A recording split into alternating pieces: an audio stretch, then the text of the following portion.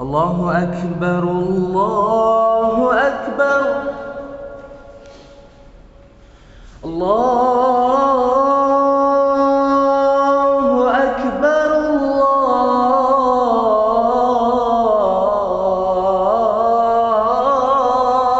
الله أكبر. We're here in Prizren, Kosovo's second largest city and cultural melting pot. We got here pretty late last night, but as we were driving through the city, we did notice the large amount of mosques and churches all next to each other, like the beautiful cobbled streets, the old stone bridge, all these amazing sights. So now we've had a bit of a rest, I think we're really keen to get in there and check it out. And we're also here to carry on filming for our project about the minority communities of Kosovo, so we've got that to look forward to as well. Let's go.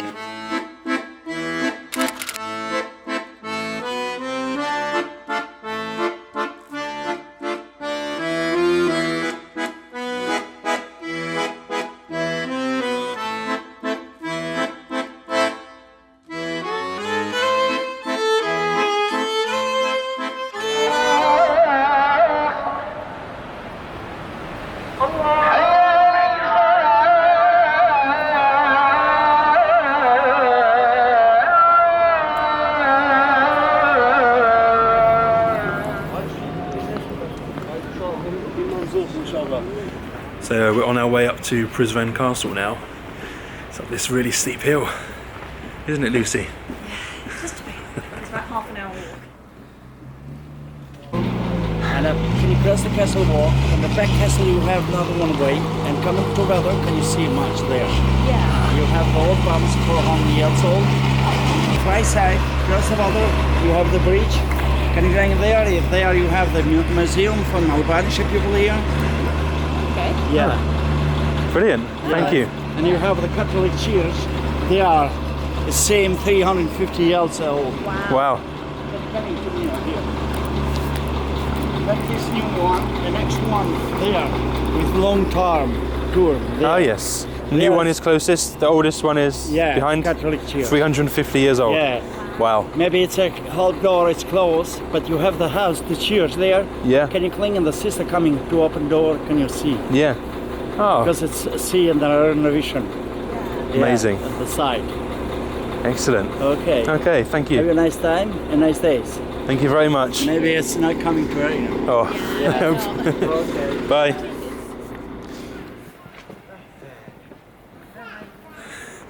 Oh, the views are incredible already. Have a look at that.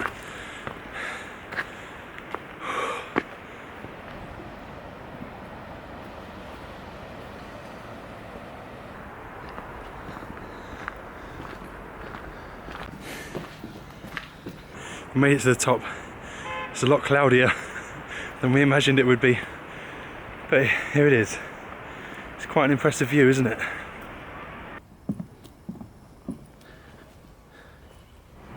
How many mosques can you count, Ben? I think I've counted 18. 18. 1,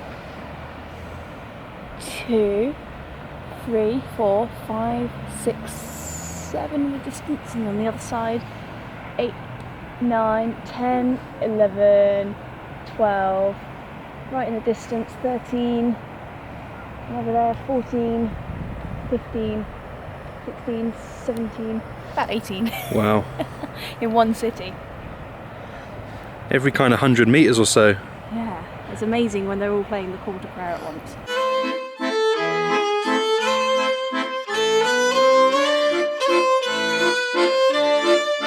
Prizren Fortress was first built in the 11th century during the Byzantine Empire to protect the city from foreign attacks. It was later controlled by the Serbians, and Prizren became the capital of their empire, known as the City of the Emperor. In the 15th century, the Ottoman Empire seized control of the city and of the fortress, before the Serbians once again recaptured control during the First Balkan War in 1912. Today there are still a number of Turks residing in Prizren, and Turkish is among the 4 official languages of the city, emphasising the strong Ottoman influence that exists in Kosovo.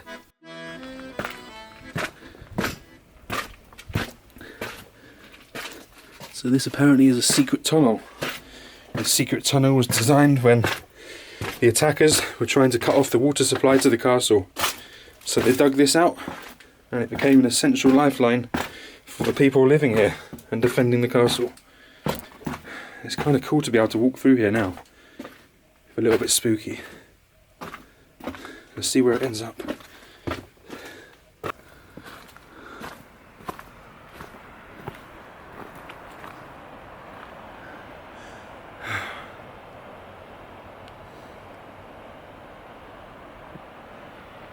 Okay. I've lost Lucy, so I should probably go and find her. There we go.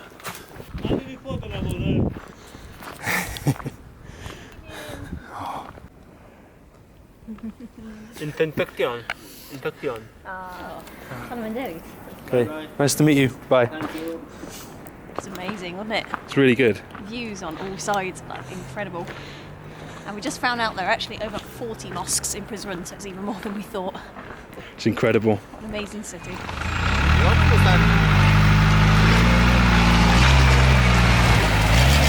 This guy's got a big set of balls.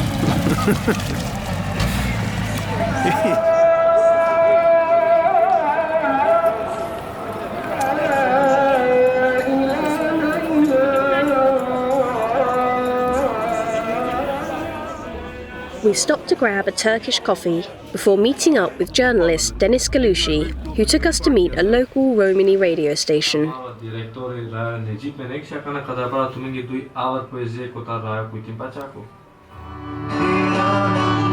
We met the broadcasters at Radio Romano Avazo, a 24-hour radio station that has been broadcasting Romani language news and songs since 2007, with the aim of preserving and promoting the language. The radio station also serves to debate and advocate issues that Romani people face in Kosovo today, an effort that is shared by the Romano theatre group that is run by the same people. The theatre explores themes such as early marriage and pregnancy, staying in school, stereotyping, and the use of the pejorative term gypsy, all issues that are facing the Roma community today. That said, it appeared to us that Romani people had some of the best representation in Kosovo out of any country we'd seen, and that projects like these were key to preserving Romani culture. You can find out more in our upcoming short documentary about minority ethnicities in Kosovo. Make sure you subscribe to be the first to watch. So it's now Sunday. We've been in Kosovo for a week, filming at various locations all around the country. Today we're going to take a day off and we're going to head to the Šar Mountains that are on the Macedonian border. It looks really incredible there. It's been raining a hell of a lot at low levels recently, so I think there's going to be quite a lot of snow. So we're not quite prepared for the snow, but we're going to go and check it out and see what we can find. And we're going to take you along with us. Let's go and have a look.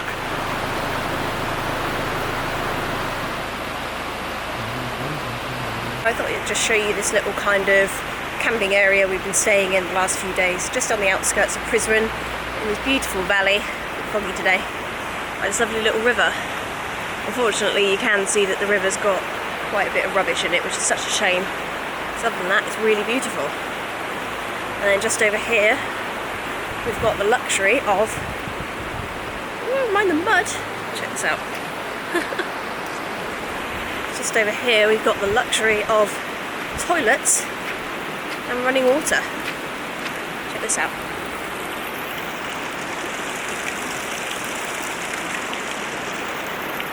Luxury.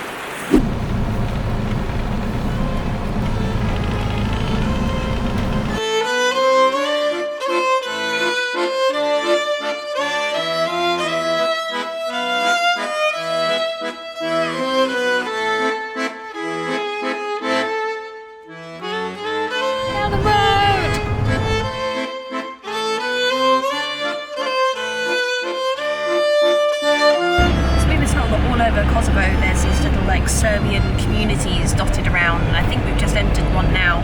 It's normally pretty obvious because you'd need to see a Serbian flag flying or everything is suddenly written in Cyrillic. And it's really interesting, they're almost kind of like ghettos, completely separate from the majority of the Albanian towns and villages here. So really interesting to see. So all these little villages we're going through have got CCTV cameras on every single lamppost looking in all directions. There's a lot of Serbian flags here as well, and all the Albanian language has been spray painted off of every sign. So there's clearly some tension here still remaining.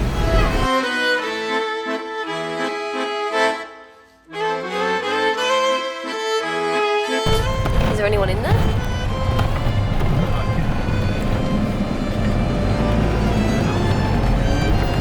Why would you have to pay for this road? It's bloody awful.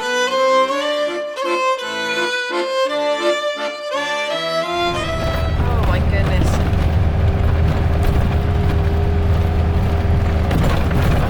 Oh yeah, it's icy.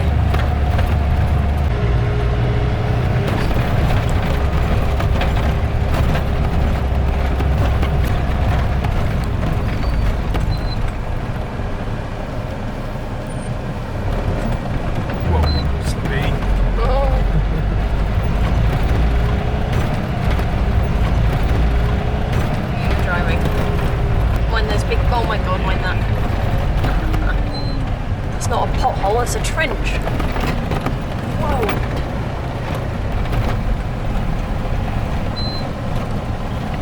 Ski centre. Gets a bit lethal up there. Yeah.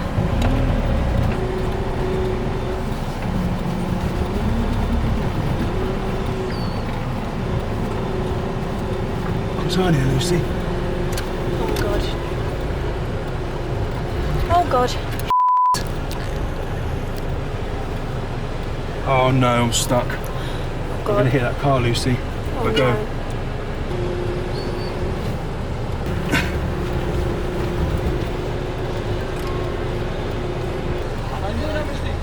Huh? Ah, yes. They're pushing.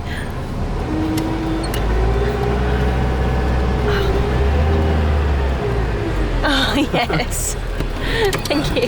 Thank you. Cheers. Lucky we made it out. Jesus Christ. I thought we were going to hit that car. There was no way in my mind I thought I wasn't going to hit that car. That was really nice of them. Yeah. Well, those guys very helpfully gave us a push out because we got a little bit stuck. I'm just parked a bit further down the hill now. Let's just show you where we just got stuck a minute ago trying to turn around. The morning after a free party up in the mountains here. They're all listening to trap music. It's quite funny.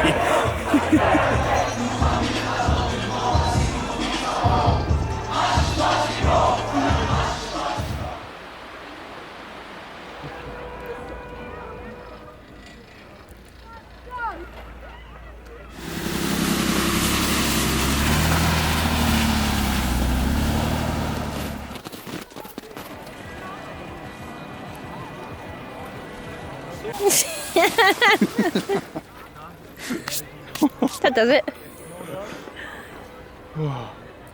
Now we just got to get down the rest. Losing my feet. Whoa.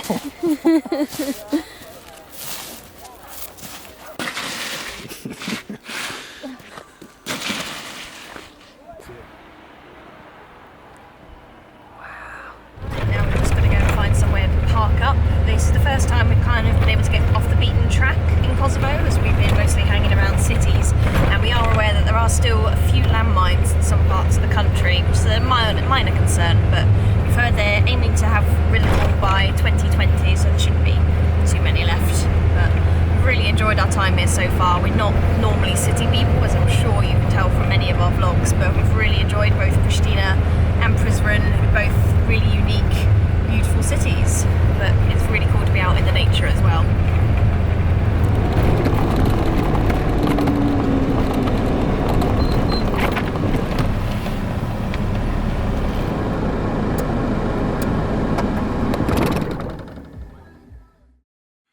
Well, that's it, guys. Our time in Kosovo is nearly at an end. We've been here for 9 days and we have had an amazing time here. It's been mind-blowing, hasn't it? 9 days has just not been long enough. We thought it's such a small country, a week will probably do, and we barely got to see half of it.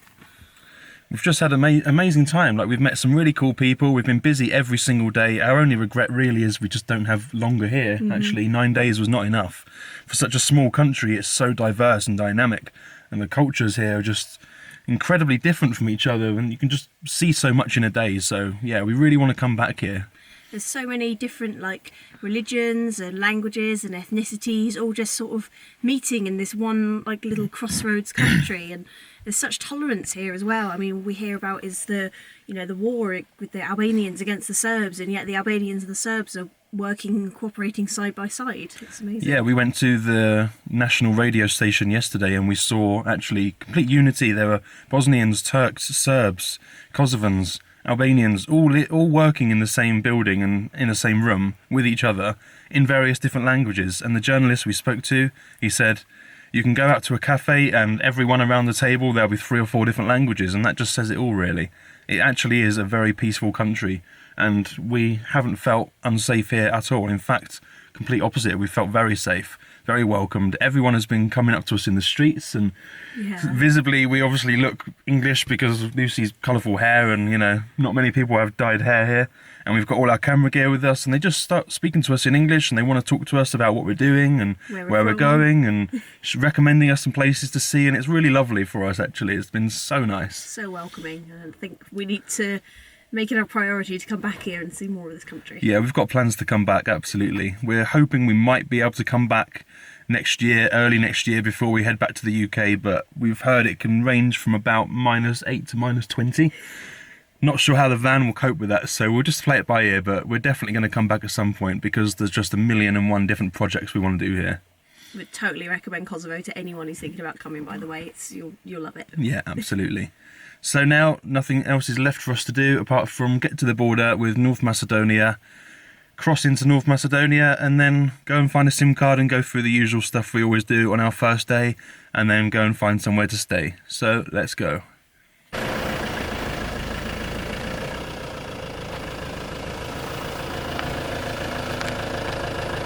Show you how winter tyres are with water.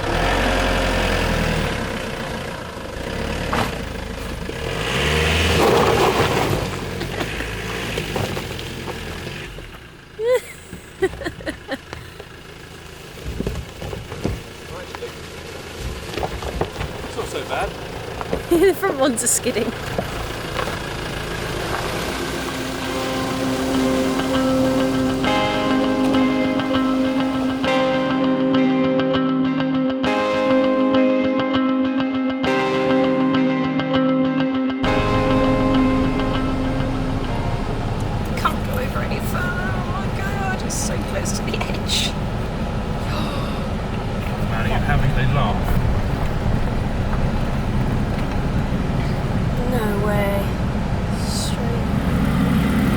You're saying go that way, you're saying go that way. Don't go left if you can help it. God.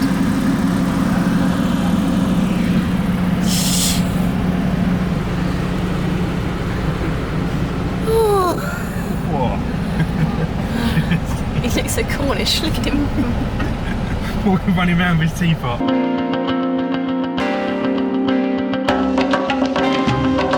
Really not far from the border with North Macedonia now, and we just wanted to say a few things that we actually do know about the country, because there's very little, I think. What do you know about Macedonia? I know that it's the birthplace of Mother Teresa, and I know that they had to recently change their name to North Macedonia because after the Yugoslav era ended, they didn't actually have a name, and Greece wasn't happy with them being called Macedonia because of a region in Greece called Macedonia. And Greece were actually threatening to block EU membership for Macedonia in the future if they kept the name Macedonia. So it's now called North Macedonia. I think I've said Macedonia way too many times. But those are the two things I know anyway. That's more than I know. I was going to say Macedonian vegetables, which is when you chop vegetables up into little tiny squares and eat them as like a medley. It's really terrible, isn't it? And that one song as well by that woman we really like, that's like Jai Shugeri, yeah. She's Macedonian. You know the one I mean. Let's go. Learning with Ben and Lucy.